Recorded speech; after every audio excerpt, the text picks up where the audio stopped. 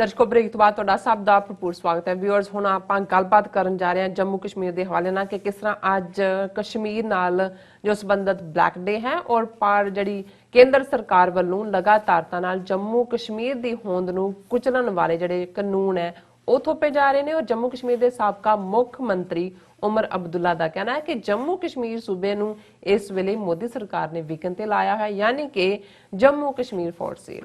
ਸੋ ਇਸ ਬਾਰੇ ਵਿਚਾਰ ਚਰਚਾ ਹੋਣ ਜਾ ਰਹੀ ਹੈ, ਨਾਲ ਹੀ ਜੋ ਗੁਰਬਾਣੀ ਵਿਚਾਰਾਂ ਦੀ ਜਿਹੜੀ ਸਾਂਝ ਹੈ ਉਹ ਪਾਈ ਜਾਏਗੀ। ਸੋ ਅਸੀਂ ਚਾਹਾਂਗੇ ਕਿ ਤੁਸੀਂ ਸਾਡੇ ਨਾਲ ਇਸੇ ਤਰ੍ਹਾਂ ਹੀ ਬਣੇ ਰਹਿਣਾ। ਦੇਖਣ ਸੁਣਨ ਲਈ ਤੁਹਾਡਾ ਸਭ ਦਾ ਬਹੁਤ ਬਹੁਤ ਸ਼ੁਕਰੀਆ ਜੀ। ਡਾਕਟਰ ਸਾਹਿਬ ਕੀ ਕਹਿਣਾ ਚਾਹੋਗੇ? ਦੇਖੋ ਅੱਜ ਬਲੈਕ ਡੇ ਹੈ ਜੀ। ਹਿਸਟਰੀ 73 ਸਾਲ ਪਹਿਲਾਂ ਨਾਲ ਜਾ ਕੇ ਜੁੜਦੀ ਹੈ। ਕਿਵੇਂ ਭਾਰਤੀ ਫੌਜ ਨੇ ਜਾਲੀ ਜਿਹਾ ਐਕਸੈਸ਼ਨ ਡਾਕੂਮੈਂਟ ਹਰੀ ਸਿੰਘ ਤੋਂ ਦਸਤਖਤ ਕਰਵਾ ਕੇ ਫੌਜ ਉਤਾਰੀ। ਔਰ ਚਲੋ ਜੇ ਇਹ ਵੀ ਮੰਨ ਲਓ ਕਿ ਭਾਈ ਇਹਨਾਂ ਦੀ ਜਸਟੀਫਿਕੇਸ਼ਨ ਸੀ ਵੀਜ਼ਾ ਵੀ ਪਾਕਿਸਤਾਨ ਜਾਂ ਪਾਕਿਸਤਾਨ ਦੀ ਹੈ ਕੇਸ ਭਾਰਤ ਕਿਉਂਕਿ ਲੜਾਈ ਸ਼ੁਰੂ ਹੋ ਗਈ ਔਰ ਫਿਰ Bharat case UN security council 'ਚ ਲੈ ਕੇ ਗਿਆ ਔਰ ਉਹਨਾਂ ਨੇ ਕਿਹਾ ਜੀ ਪਲੇਬਸਾਈਟ ਕਰਾਓ, ਰਾਏਸ਼ੁਮਾਰੀ ਕਰਵਾਓ। ਔਰ 72 ਸਾਲ ਬੀਤਣ ਬਾਅਦ ਵੀ ਰਾਏਸ਼ੁਮਾਰੀ ਤਾਂ ਕੀ ਕਰਵਾਣੀ ਸੀ। ਉਹਨਾਂ ਨੇ ਈਵਨ ਜਿਹੜੀਆਂ ਟਰਮਸ ਆਫ ਐਕਸੈਸ਼ਨ ਜਿਹਨੂੰ ਕਹਿੰਦੇ ਸੀ ਕਿ ਜੀ ਉਹਨਾਂ ਦਾ ਸਦਰ ਹੋਏਗਾ, ਕਸ਼ਮੀਰ ਦਾ ਝੰਡਾ ਹੈ, ਨੈਸ਼ਨਲ ਐਂਥਮ ਹੈ, ਆਰਟੀਕਲ 370 ਬਾਅਦ 'ਚ ਉਸੇ ਹੀ ਐਕਸੈਸ਼ਨ ਡਾਕੂਮੈਂਟਸ ਕਿ ਵੀ 3 ਮਹਿਕਮੇ ਸੈਂਟਰ ਦੇ ਹੋਣਗੇ, ਫੋਰਨ ਡਿਫੈਂਸ, ਬਾਕੀ ਆਟੋਨੋਮੀ ਹੋਏਗੀ। ਆਪਣੀ ਉਹਨਾਂ ਦੀ ਕਾਂਸਟੀਟਿਊਂਟ ਅਸੈਂਬਲੀ ਸੀ ਕਸ਼ਮੀਰ ਦੀ, ਕੋਈ ਸੈਂਟਰ ਦਾ ਲਾਅ ਆਟੋਮੈਟਿਕ ਕਸ਼ਮੀਰ ਤੇ ਲਾਗੂ ਨਹੀਂ ਹੋ ਸਕਦਾ ਜੰਮੂ ਕਸ਼ਮੀਰ ਤੇ। ਉਸ ਸਭ ਦਾ ਭੋਗ ਪਾ ਦਿੱਤਾ ਹੈ ਔਰ ਅੱਜ ਅਸੀਂ ਦੇਖ ਰਹੇ ਹਾਂ ਵੀ ਜੰਮੂ ਕਸ਼ਮੀਰ ਦਾ ਕੀ ਹਾਲ ਕਰ ਦਿੱਤਾ ਹੈ। ਔਰ ਇਸ ਸਭ ਦੇ ਨਾਲ ਨਾਲ ਈਵਨ ਜਦੋਂ ਅਸੀਂ ਇਹ ਕਿਹਾ ਵੀ 3 ਡਰਟੀ ਡੀਜ਼ ਕਸ਼ਮੀਰ 'ਚ ਨੇ, ਡੈਮੋਗ੍ਰਾਫਿਕ ਚੇਂਜ ਹੈ, ਡੋਮਿਸਾਈਲ ਹੈ, ਡੀਲਿਮਿਟੇਸ਼ਨ, ਨਵੇਂ ਡਿਸਟ੍ਰਿਕਟ ਬਣਾਏ ਜਾ ਰਹੇ ਨੇ।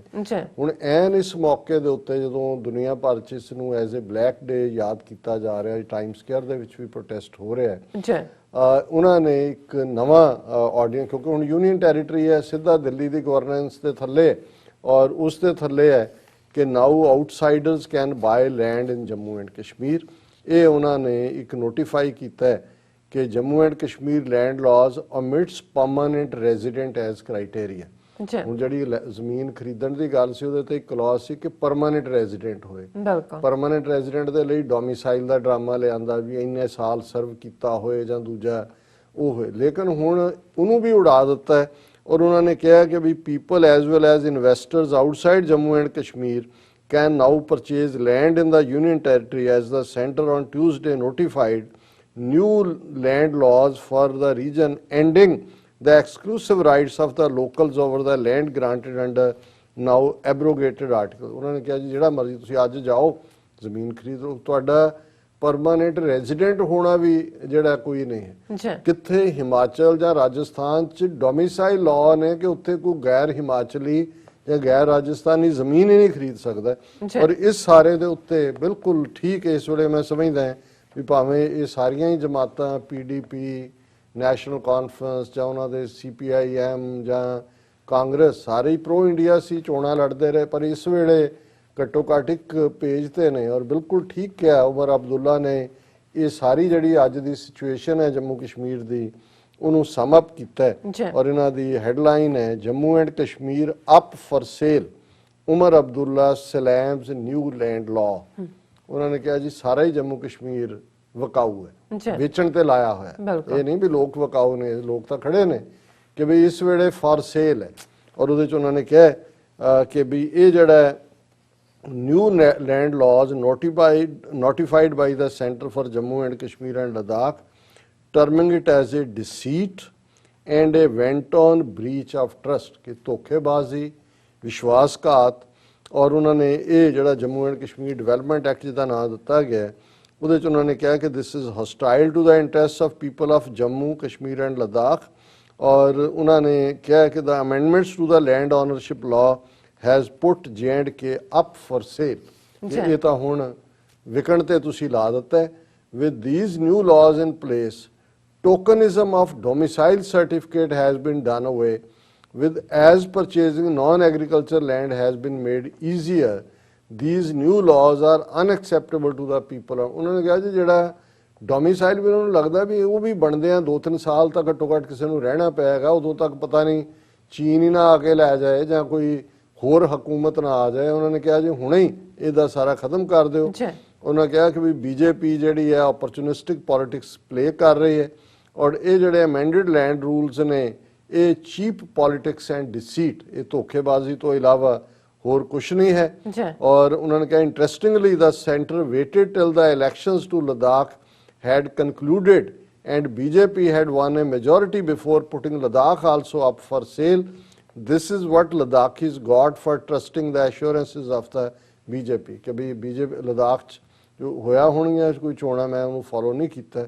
ਉਹਨਾਂ ਕਿਹਾ ਵੀ ਇਹ ਅਨਾਉਂਸਮੈਂਟ ਉਦੋਂ ਕੀਤੇ ਉਹਨਾਂ ਨੇ ਲਦਾਖੀਆਂ ਨੂੰ ਕਿਹਾ ਲੈ ਲਓ ਇਨਾਮ BJP ਨੂੰ ਸਪੋਰਟ ਕਰਨ ਦਾ ਔਰ ਇਹ ਜਿਹੜੀਆਂ ਨੇ ਅੱਗੇ ਉਹਨਾਂ ਦਾ ਪੂਰਾ ਕਿ ਵੀ ਇਹ ਵੈਂਟ ਔਨ ਬ੍ਰੀਚ ਆਫ ਟਰਸਟ ਹੈ ਲੋਕਾਂ ਦਾ ਔਰ ਇਹ ਜਿਹੜੀ ਹੈ ਇਸ ਵੇਲੇ which is brewing with abhorrence for the diversity of the country and the democracy ਔਰ ਇਹ ਸਾਰੇ ਖਤਰਾ ਨੇ। Such measures reveal that it's not the people's aspirations which matter to the ruling dispensation in New Delhi. It is rather the land which they want to hold on and are interested in.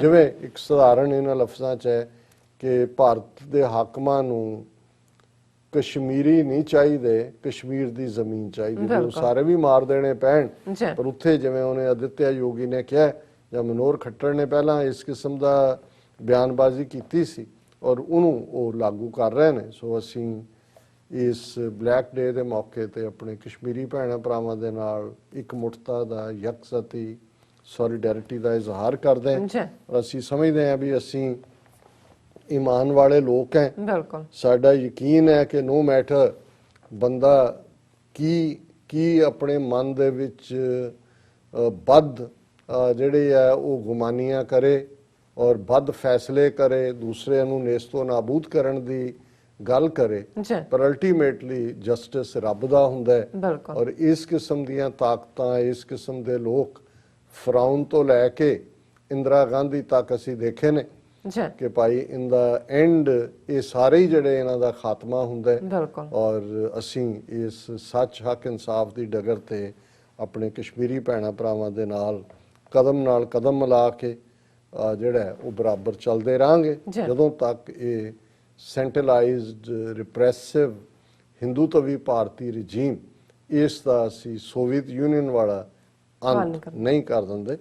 ਔਰ ਜਿਵੇਂ ਅਸੀਂ closing ਦੇ ਵਿੱਚ ਕਬੀਰ ਸਾਹਿਬ ਦੀ ਬਾਣੀ ਤੇ ਵਿਚਾਰ ਕਰਦੇ ਹਾਂ ਉਹਨਾਂ ਦੇ 2 ਸ਼ਲੋਕ ਜਿਹੜੇ ਇਹ ਦੱਸਦੇ ਨੇ ਕਿ ਭਾਈ ਦੁਨਿਆਵੀ ਅਮੀਰੀ ਦੁਨਿਆਵੀ ਦੌਲਤ ਵੱਡੇ ਵੱਡੇ ਘਰ ਇਹ ਰੱਬ ਨੂੰ ਮਿਲਣ ਦੇ ਰਸਤੇ 'ਚ ਰੁਕਾਵਟ ਬਣ ਜਾਂਦੇ ਨੇ ਜਦੋਂ ਸਾਡੇ ਅੰਦਰ ਮਲਕੀਅਤ ਦਾ ਮਾਲਕੀ ਦਾ ਗੁਮਾਨ ਹੁੰਦਾ ਹੈ ਅਸੀਂ ਹੈਵ ਹੁੰਦੇ ਬਿਲਕੁਲ ਉਸ ਹੰਕਾਰ 'ਚ ਹੁੰਦੇ ਤੇ ਜੇ ਰੱਬ ਦੇ ਸਾਹਮਣੇ ਰੱਬ ਨੂੰ ਮਿਲਣ ਦੇ ਲਈ ਕੋਈ ਕੁਆਲੀਫਿਕੇਸ਼ਨ ਦੀ ਲੋੜ ਨਹੀਂ ਹੈ ਸਿਰਫ ਆਪਣੇ ਅੰਦਰਲੇ ਮਾਣ ਨੂੰ ਮਾਰਨਾ ਹੈ ਔਰ ਉਹਦੇ 'ਚ ਕਬੀਰ ਸਾਹਿਬ ਆਪਣੇ ਤੋਂ ਹੀ ਗੱਲ ਸ਼ੁਰੂ ਕਰਦੇ ਨੇ ਕਬੀਰ ਨਾ ਮੋਹਿ ਛਾਨ ਨਾ ਛਾਪਰੀ ਨਾ ਮੋਹਿ ਘਰ ਨਹੀਂ ਗਾਉ ਮਤ ਹਰ ਪੁੱਛੈ ਕੌਣ ਹੈ ਮੇਰੇ ਜਾਤ ਨਾ ਨਾਉ। ਉਹਨਾਂ ਨੇ ਕਿਹਾ ਵੀ ਮੈਂ ਗਰੀਬ ਮੇਰੇ ਕੋਲ ਤਾਂ ਇੱਕ ਛੰਨ ਵੀ ਨਹੀਂ ਹੈ ਤੇ ਨਾ ਹੀ ਮੇਰੀ ਕੋਈ ਕੁੱਲੀ ਹੈ ਭਾਵੇਂ ਛੰਨ ਵੀ ਉਹਨਾਂ ਦੀ ਜਿਹੜੀ ਹੈ ਉਹ ਕੱਖ ਦੀ ਬਣੀ ਹੁੰਦੀ ਹੈ ਉਹਨਾਂ ਦੀ ਕਾਨਿਆਂ ਦੀ ਜਾਂ ਵੱਧ ਤੋਂ ਵੱਧ ਜਿਹੜੀ ਛਾਪਰੀ 'ਚ ਕੋਈ 4 ਲੱਕੜ ਲੱਗੀ ਹੋਏਗੀ ਮਾੜੀ ਮੋਟੀ ਉਹ ਵੀ ਬਾਂਸਾਂ ਦੀਆਂ ਛੱਪਰੀਆਂ ਹੁੰਦੀਆਂ ਨੇ ਬਹੁਤ ਸਾਰੇ ਜਦੋਂ ਤੁਸੀਂ ਦੇਖਦੇ ਹੋ ਜਿਹੜੇ ਗਰੀਬ ਨੇ ਉਸ ਖਿੱਤੇ ਦੇ ਵਿੱਚ। ਉਹਨਾਂ ਨੇ ਕਿਹਾ ਵੀ ਮੇਰੇ ਕੋਲ ਨਾ ਤਾਂ ਕੋਈ ਛੰਨ ਹੈ ਨਾ ਹੀ ਮੇਰੇ ਕੋਲ ਕੋਈ ਝੁੱਗੀ ਹੈ ਕੋਈ ਮੇਰੀ ਕੁੱਲੀ ਹੈ ਤੇ ਨਾ ਮੇਰਾ ਕੋਈ ਘਰ ਹੈ। ਜੇ ਤੁਸੀਂ ਬਣਾਇਆ ਹੋਏ ਕੋਈ ਉਹਨੂੰ ਤੁਸੀਂ ਕਹਿੰਦੇ ਜਾ ਚਲੋ ਘਰ ਚੱਲੀਏ ਸਾਡਾ ਘਰ ਹੈ ਨਹੀਂ ਗਾਉਂ ਮੈਂ ਤਾਂ ਇੱਕ ਫਕੀਰ ਬੰਦਾ ਰਮਤਾ ਮੇਰਾ ਤਾਂ ਪਿੰਡ ਵੀ ਕੋਈ ਨਹੀਂ ਤੇ ਉਹਨਾਂ ਨੇ ਕਿਹਾ ਵੀ ਇਸ ਲਈ ਮੇਰੇ 'ਚ ਨਾ ਘਰ ਦਾ ਨਾ ਕੋਈ ਹੋਰ ਦਾ ਨਾ ਪਿੰਡ ਦਾ ਕੋਈ ਗਰੂਰ ਨਹੀਂ ਹੈ ਮਤ ਹਰ ਪੁੱਛੈ ਕੌਣ ਹੈ ਮੇਰੇ ਜਾਤ ਨਾ ਨਾਉ ਕਿ ਨਾ ਮੇਰੀ ਜ਼ਾਤ ਹੈ ਕੋਈ ਨਾ ਮੇਰਾ ਨਾਂ ਹੈ ਕਿ ਮੈਨੂੰ ਕੋਈ ਉੱਚੀ ਜਾਤ ਦਾ ਗੁਮਾਨ ਵੀ ਨਹੀਂ ਹੈ ਤੇ ਫਿਰ ਹੋਰ ਰੱਬ ਨੇ ਹੁਣ ਮੇਰੇ ਤੋਂ ਕੀ ਪੁੱਛਣਾ ਹੈ ਸਵਾਲ ਮੈਂ ਤਾਂ ਪਹਿਲਾਂ ਹੀ ਸਭ ਕੁਝ ਛੱਡ ਕੇ ਇਸ ਰਸਤੇ ਤੇ ਤੁਰਿਆ ਹੋਇਆ ਔਰ ਫਿਰ ਦੂਸਰਾ ਸ਼ਲੋਕ ਇਸ ਗੱਲ ਦੇ ਉੱਤੇ ਜਿਹੜਾ ਅੱਗੋਂ ਭਰੋਸਾ ਜਾਂ ਵਿਸ਼ਵਾਸ ਬਣਾਉਂਦਾ ਹੈ ਕਿ ਰੱਬ ਦੇ ਰਸਤੇ ਤੇ ਤੁਰਨ ਦੇ ਲਈ ਟੋਟਲ ਸਰੈਂਡਰ, ਜੀ, अपना आपा रब दे हवाले कर देना। और इस श्लोक है, कबीर मोहे मरने का चाव है, मरो ता हर के द्वार, मत हर पूछे कौन है, परा हमारे बार।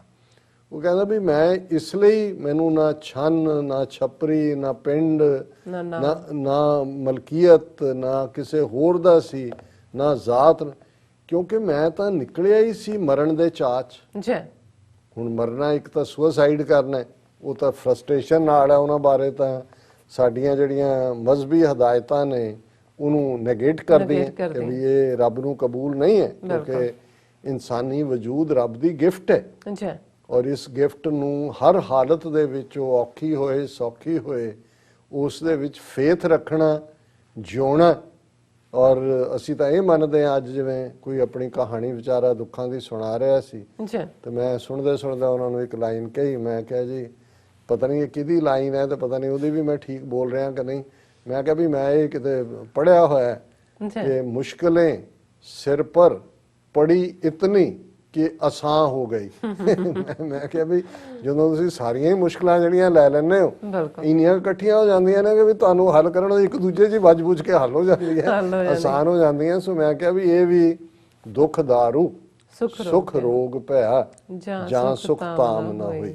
ਗੁਰੂ ਸਾਹਿਬ ਨੇ ਕਿਹਾ ਕਿ ਵੀ ਜਦੋਂ ਸੁਖ ਜਿਹੜਾ ਹੈ ਉਹ ਬਿਮਾਰੀ ਬਣ ਜਾਏ, ਬਿਮਾਰੀ ਗਫਲਤ ਹੁੰਦੀ ਨਾ, ਗਫਲਤ ਬਿਮਾਰੀ ਹੈ ਕਿ ਜਦੋਂ ਤੁਹਾਨੂੰ ਪਤਾ ਹੀ ਨਹੀਂ ਆਲੇ ਦੁਆਲੇ ਕੀ ਹੋ ਰਿਹਾ, ਤੁਸੀਂ ਆਪਣੀ ਮਸਤੀ ਚੋਂ, ਆਪਣੇ ਗਰੂਰ ਚੋਂ, ਆਪਣੇ ਟੱਬਰ ਬਾਰੇ ਹੀ ਸੋਚ ਰਹੇ ਹੋ, ਆਪਣੇ ਆਪ ਬਾਰੇ ਸੋਚ ਰਹੇ ਹੋ, ਆਪਣੀ ਵਧੀਆ ਗੱਡੀ ਲਈ ਸੋਚ ਰਹੇ ਹੋ, ਉਸ ਤੋਂ ਉੱਪਰ ਕਿਵੇਂ ਜਾਣਾ ਹੈ, ਵੱਡੀ ਕੋਠੀ ਕਿਵੇਂ ਬਣਾਉਣੀ ਹੈ, ਔਰ ਤੁਸੀਂ ਉਸ ਸਾਰੇ ਦੇ ਵਿੱਚ ਫਸੇ ਹੋਏ ਹੋ। ਔਰ ਉਧਰ ਫਿਰ ਰੱਬ ਨੇ ਕਹਿਣਾ ਕਿ ਭਾਈ ਇਹ ਹੁਣ ਇਹਨੂੰ ਜਰਾ ਪੁੱਤਰ ਤਾਂ ਆਪਣਾ ਹੀ ਹੈ, ਧੀ ਆਪਣੀ ਹੈ, ਇਹਨੂੰ ਸਿਖਾਈਏ। ਤੇ ਫਿਰ ਜਿਹੜਾ ਦੁੱਖ ਹੈ ਉਹ ਦਾਰੂ ਬਣ ਗਿਆ, ਮੈਡੀਸਨ। ਕਿਉਂਕਿ ਦੁੱਖ ਤੇ ਮੁਸੀਬਤ ਦੇ ਵੇਲੇ ਤੁਸੀਂ ਰੱਬ ਵੱਲ ਮੁੜਦੇ, ਕਿਉਂਕਿ ਤੁਹਾਨੂੰ ਉਦੋਂ ਤੁਸੀਂ ਸਭ ਨੂੰ ਅਜਮਾ ਲੈਂਦੇ ਹੋ ਕਿ ਕੋਈ ਨਹੀਂ ਖਲੋਤਾ, ਕੋਈ ਭਰਾਵਾਂ ਦਾ ਮਾਣ, ਕੋਈ ਭੈਣਾਂ ਦਾ ਮਾਣ, ਕੋਈ ਕੋੜਮੇ ਦਾ ਮਾਣ, ਸਭ ਦੌੜ ਜਾਂਦੇ ਨੇ। ਔਰ ਉਦੋਂ ਫਿਰ ਜਿਵੇਂ ਗੁਰੂ ਤੇਗ ਬਹਾਦਰ ਸਾਹਿਬ ਨੇ ਫਰਮਾਇਆ, ਨਿਜ ਘਰ ਦੇਖਿਓ ਜਗਤ ਮੈਂ, ਕੋ ਕਾਹੂ ਕੋ ਨਾਹੀਂ, ਨਾਨਕ ਥਿਰ ਹਰ ਭਗਤ ਹੈ, ਤਹਿ ਰਾਖੋ ਮਨ ਮਾਹਿ। ਗੁਰੂ ਸਾਹਿਬ ਕਹਿੰਦੇ ਕੋਈ ਸੁਣਿਆ ਸੁਣਾਇਆ ਨਹੀਂ, ਨਿਜ ਘਰ ਆਪ ਮੈਂ ਕਰਕੇ ਦੇਖਿਆ, ਤੁਹਾਨੂੰ ਦੱਸ ਰਿਹਾ ਕਿ ਕੋਈ ਕਿਸੇ ਦਾ ਨਹੀਂ ਹੈ। ਵੀ ਜਦੋਂ ਤੱਕ ਤੁਸੀਂ ਗੁੜ ਵਾਲਾ ਅੰਗੂਠਾ ਚਟਾ ਰਹੇ ਹੁੰਦੇ ਹੋ, ਨਿਆਣਾ ਵੀ ਸੂ ਕਰਕੇ ਉਹਨੂੰ ਚੱਟ ਰਿਹਾ ਹੁੰਦਾ ਦਮ, ਉਹਦੇ ਚ ਮੁੱਕ ਜਾਂਦਾ, ਫਿਰ ਉਹ ਵੀ ਮੂੰਹ ਬਾਹਰ ਕੱਢ ਰਿਹਾ ਹੁੰਦਾ, ਵੀ ਬਾਹਰ ਕੱਢੋ, ਹੈ ਹੀ ਨਹੀਂ ਹੁਣ। ਸੋ ਇਹੀ ਜਿਹੜੀ ਸ਼ੁਰੂਆਤ ਹੁੰਦੀ ਹੈ, ਉਹੀ ਐਂਡ ਤੱਕ ਸਾਡਾ ਬਿਹੇਵੀਅਰ ਰਹਿੰਦਾ ਕਿ ਜਿੱਥੋਂ ਸਾਨੂੰ ਸੁੱਖ ਮਿਲ ਰਿਹਾ ਹੁੰਦਾ ਉਹ ਹਨੀ ਹਨੀ ਹੁੰਦਾ, ਜਦੋਂ ਨਹੀਂ ਹੈ ਤਾਂ ਗੋ ਗੋ ਹੁੰਦਾ। ਤੇ ਕਬੀਰ ਸਾਹਿਬ ਕਹਿੰਦੇ ਨੇ, ਭਾਈ ਮੈਂ ਤਾਂ ਫਕੀਰ ਇਸ ਚਾਚ ਹੈ, ਕਬੀਰ ਮੋਹੇ ਮਰਨੇ ਕਾ ਚਾਉ ਹੈ, ਮਰੋ ਤਾਂ ਹਰ ਕੇ ਦੁਆਰ। ਕਿ ਵੀ ਮੇਰਾ ਇੱਕੋ ਹੀ ਚਾਹ ਹੈ ਕਿ ਰੱਬ ਦੇ ਰਸਤੇ ਤੇ, ਕਿ ਰੱਬ ਦਾ ਰਸਤਾ ਸੱਚ ਹੱਕ ਇਨਸਾਫ ਦਾ ਰਸਤਾ ਹੈ, ਕਿ ਇਸ ਰਸਤੇ ਤੇ ਤੁਰਦਿਆਂ ਹੀ ਮੇਰਾ ਅੰਤ ਹੋਏ। ਤੇ ਜੇ ਮੈਂ ਉਸ ਰਸਤੇ ਦੇ ਉੱਤੇ ਆਪਣਾ ਆਪ ਦਿਆਂ ਗਿਆ ਤੇ ਫਿਰ ਰੱਬ ਵੀ ਆਪਣੇ ਗਲ ਨਾਲ ਲਾਏਗਾ, ਪੁੱਛੇਗਾ, ਮਤ ਹਰ ਪੁੱਛੇ ਕੌਣ ਹੈ, ਪਰਾ ਹਮਾਰੇ ਬਾਰ, ਕਿ ਮੇਰੇ ਦਰਵਾਜ਼ੇ ਤੇ ਕੌਣ ਮਰਿਆ ਪਿਆ, ਕਿਹਨੇ ਆਪਣੀ ਹਉਮੈ ਮਾਰੀ ਹੈ, ਔਰ ਉਹ ਆਪਣੇ ਗਲ ਨਾਲ ਲਾਏਗਾ। ਜੀ ਅੱਜ ਦਾ ਤੁਹਾਡਾ ਬਹੁਤ ਬਹੁਤ ਸ਼ੁਕਰੀਆ, ਤੁਸੀਂ ਅੱਜ ਦੇ ਅਹਿਮ ਇਸ਼ੂ ਤੇ ਅੱਜ ਦਾ ਵਿਚਾਰ ਸਾਡੇ ਦਰਸ਼ਕਾਂ ਨਾਲ ਸਾਂਝਾ ਕੀਤਾ। ਸੋ ਇੱਥੇ ਲੈਣੇ ਆਪਣੇ ਵਿਊਅਰਸ ਕੋਲੋਂ ਇਜਾਜ਼ਤ। ਵਿਊਅਰਸ, ਸਾਡੇ ਪ੍ਰੋਗਰਾਮ ਦਾ ਸਮਾਂ ਇੱਥੇ ਸਮਾਪਤ ਹੁੰਦਾ। ਤੁਸੀਂ ਆਪਣੀ ਰਾਏ ਤੇ ਸੁਝਾਅ ਸਾਨੂੰ ਭੇਜਣਾ ਭੁੱਲਣਾ ਸਾਡੇ ਇਸ ਪਤੇ ਤੇ SOS@P4.TV ਤੇ ਅਸੀਂ ਆਪਣਾ ਪ੍ਰੋਗਰਾਮ ਲੈ ਕੇ ਫਿਰ ਦੁਬਾਰਾ ਤੁਹਾਡੇ ਰੂਬਰੂ ਹੋਵਾਂਗੇ। ਤਦ ਤੱਕ ਲਈ ਮੈਨੂੰ ਤੇ ਆਪਣਾ ਡਾਕਟਰ ਆ ਗਿਆ ਦੋ। ਦੇਖਦੇ ਰਹੋ TV84, ਬੁਲਾ ਦਿਓ ਫਤਿਹ। ਵਾਹਿਗੁਰੂ ਜੀ ਕਾ ਖਾਲਸਾ, ਵਾਹਿਗੁਰੂ ਜੀ ਕੀ ਫਤਿਹ। ਰੱਬ ਰਾਖਾ।